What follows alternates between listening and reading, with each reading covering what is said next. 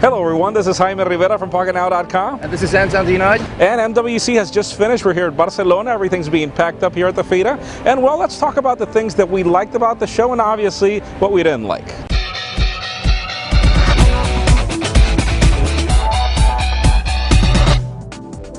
Okay, so our general thoughts about MWC was that, well, the show was well organized. I could probably say that it was even better organized at CES, at least transportation-wise, at least the booths-wise. I think the companies brought even more stuff, but I was, again, just like CES, expecting more. I wish I could have seen more devices.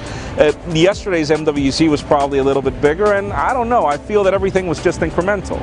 Yeah, right, because, you know, device-wise, I was at least personally expecting more quad cores. Everything was about quad core, the anticipation, the buzz, but we got a couple of phones which were quad core, then a couple of tablets, but at the end of the day, it was either quad core for Wi-Fi or 3G only. Because of the limitations, some went with Snapdragon dual cores. So it's a little bit iffy. Plus, ice cream sandwich. It was missing, we had it, but still we had some phones like Sony phones which were running Gingerbread. Exactly.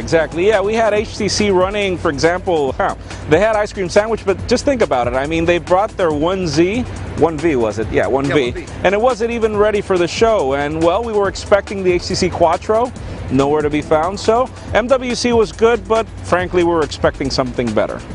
Okay, now, so about Android, and this is the fourth show. It was this year's MVC, it was last year's MVC, it was this year's CES, and last year's CES, Android was all over. I mean, Windows Phone, of course, was present, but they are still playing catch-up. We saw 3 phones, 2 Nokia and 1 ZTE phone, and we saw millions of Android phones. I think Android, it's got what it takes to be present on the market. They are constantly pushing with updates, with new incremental versions. Windows Phone is still catching up, and of course, other platforms are insignificant. Yeah, probably one of the things that I like the most about Android is that definitely we wanted to see ICS in everything, but I have to agree with Tony in the fact that we saw more ICS this year than we saw Gingerbread last year. So definitely things are working better. It seems that Android, Google are working better with OEMs and pushing ICS to their new devices and not having Froyo devices being launched in the quantity that we had last year in comparison to Gingerbread. So yeah, I feel that the state of Android is positive. It's innovating. ICS is where it has to be. Joe Levi disagrees a little bit in his past editorial, but I understand Joe in the fact that, well, it could be better. It should definitely be better. It should be even more unified. But I think that Google's doing a good job, and we'll probably see even better innovation in shows to come, probably CTIA. Okay, let's talk about the state of Windows Phone. I mean, honestly, Microsoft is one of those companies that even rents the hotel at the other side of the road just to come all out with everything. We were expecting more about Windows Phones. I mean, we pretty much, like Tony introduced right now, we only got a couple of devices. There's nothing new about some of them. I mean, we're really not sure what's going on with Microsoft. We were expecting this really big boom, but sadly, the whole show floor was taken by Windows 8 in a Mobile World Congress. Surely Windows 8 is going to be all about tablets eventually, but it currently is, and it's still in customer preview, so I don't know what's going on. I think maybe that's normal. Maybe they are somehow preparing for Windows 8 and maybe Windows Phone 8 and leaving Windows Phone 7 as it is right now. We were expecting Tango, and the only device running Tango was the new ZTE Orbit.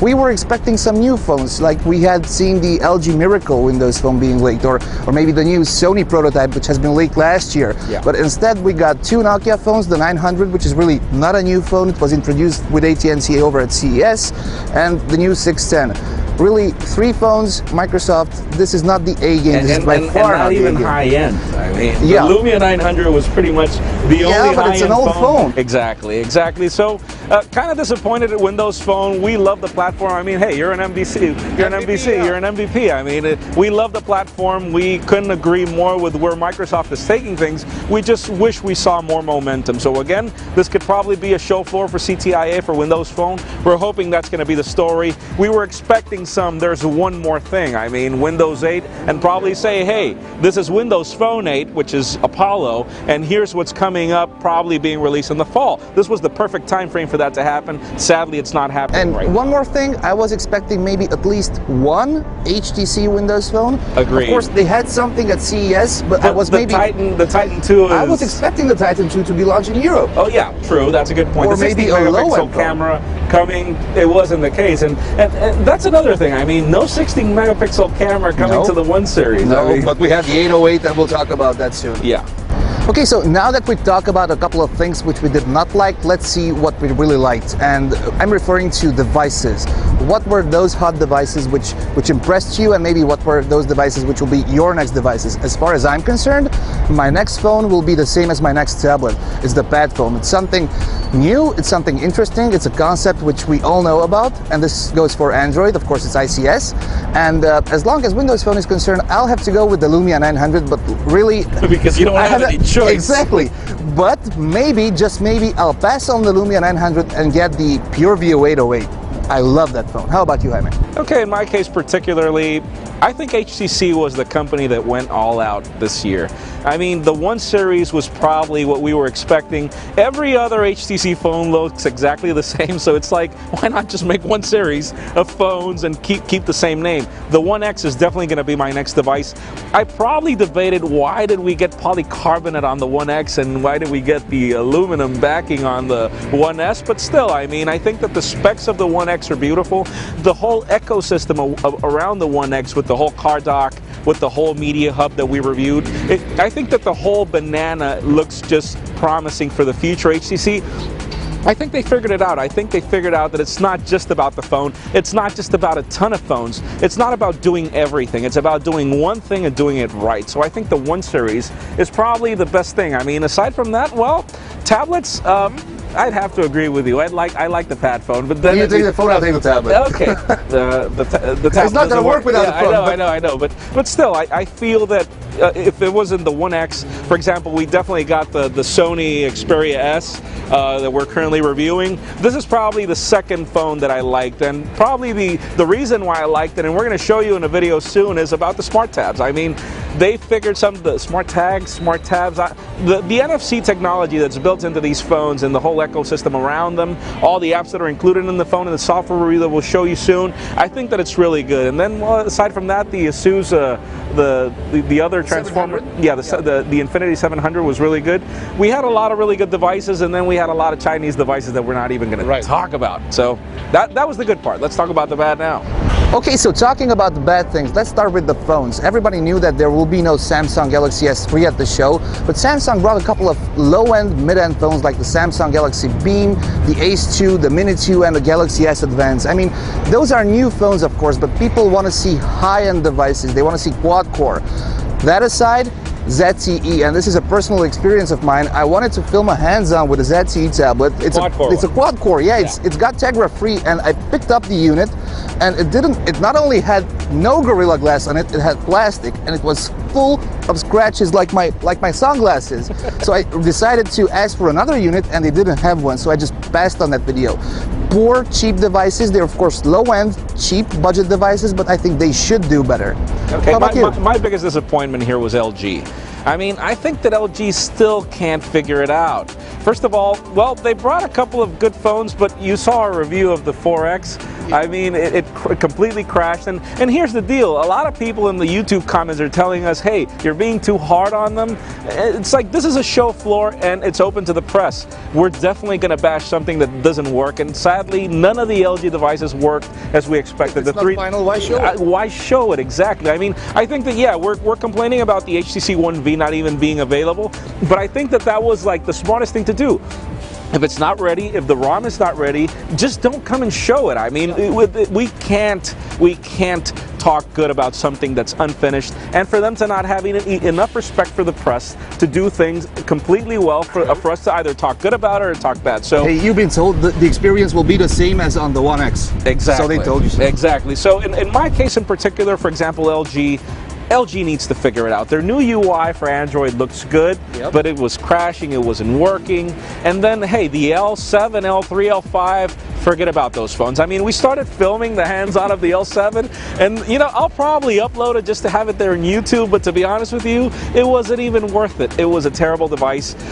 Sadly, nothing that I was expecting. And then, obviously, Huawei. Why didn't we even, we had a couple of videos of Huawei. We could also upload those just to have them in YouTube. Yeah. But sadly, guys, I mean, Huawei, they went all out. They had cars, they had the show floor, everything said Huawei. Everything screamed Huawei except their phones and except their tablets. Yeah, except that one Essent phone, which we really saw at CES. They brought it to MVC. It's a little bit of improvement, but it's not the A game which they need to get into the market. Exactly. That's the only way they're going to get a Yeah. game. So sadly for us, I mean, I feel that LG, come on, you're capable of more. You're right now on the rocks. You really need to do some work. So next time, let's hope that you get your act together. You really need some top people. Your engineering, the design was beautiful, but if the software's not there, it's not going to sell. Yeah, and Motorola, they brought nothing. Let's forget Nothing. about Motorola. Okay. They didn't even bring anything to CES. True. So anyways. That's it. Okay, so to end our MWC coverage, let's talk about our biggest winners and our biggest loser. In my particular case, Tony, I have to be honest with you, I think that definitely Sony went all out, but Gingerbread totally killed them. You got the sticker on the boxes that says it'll be upgradable to ice cream sandwich. But Question when? Question when, no specific dates. They said end of April. Sony could have been the winner if only they would have brought ICS on their phones. My biggest winner right now is HTC. They've not only brought ICS, but I'm a big fan of Sense. Sense 4.0, man. Sense 4.0 was beautiful. Again, it was sluggish in the dual core. I hope they refined it in the end. When we tested in the quad core, it was definitely there. I feel that HTC is on the right track. For me, they're the biggest winner. And obviously, for me, the biggest loser, sadly, LG. I was expecting more, as I mentioned. And, well, tablets, well, you know, I was waiting for more tablets. That's my particular case. I mean, what's your biggest winner, for example? Well, there's not too many to choose from, really, but ASUS really had 3 great tablets on the show. They got quad-core and they got the Pad phone. That's an awesome product. I don't know if it will sell well, but it's a new concept. So for me, definitely, ASUS is the winner in tablets. If they price it right, it's gonna be a killer. The price is what I'm afraid of, most. Yeah. And in terms of phones, I'd say that the biggest loser is Nokia. Of course, they got the 900 and they got a PureView 808, but everybody expected more. They're Nokia. Everybody wants them to rule the market as they once ruled it. And this is their market. I mean, Exactly, it's home turf. Okay, so right now what we've got next is CTIA, and we've also got something that's coming in next week, the iPad 3 event. Exactly. I mean, I think that this was the opportunity for companies to tell the market, hey, forget about the iPad. This ASUS tablet is better. And then you look at the ASUS coverage and the ASUS exposure. I mean, they had their booth, everything was nice. No fancy keynote, no great show. Small booth? Yeah, I mean, ASUS was probably the biggest winner in tablets. There was no sluggishness on ICS on the ASUS tablet. They performed perfectly. I think ASUS is probably going to be like the winner in tablets from here on. Sadly, the HTC Quattro, nowhere to be found, if it ever will happen. Nobody knows that, but ASUS should have tried to push the tablets harder. Everybody knew the iPad 3 was coming. As Jaime said, this would have been their chance. This would have been their chance. We already obviously know that Android totally dominates the market. It doesn't really matter if Apple brings any more iPhones. Android would still be the dominating platform. But again, tablets. This was the show for tablets, and sadly it wasn't. It could be CTIA, we're not really sure, but it could be that companies are waiting for the iPad 3 to come out for them to come out with whatever they're going to come out next. Yeah, sure. Probably CTIA is going to see more phones and more tablets than ever. We'll show you. Of course, IFA. So we're definitely going to be covering each of these events. Hopefully we'll see you there. Thank you very much for watching our coverage. Tony, it was a pleasure. It was a pleasure spending the floor with you. Lucian, you got the coffee, man? By the way, the coffee was excellent. Yeah, the coffee was excellent. So, guys, thank you very much for sticking around. We hope you loved our coverage. And again, if you didn't or you think we could do something better, leave us a comment down below. Thank you very much. Thank you.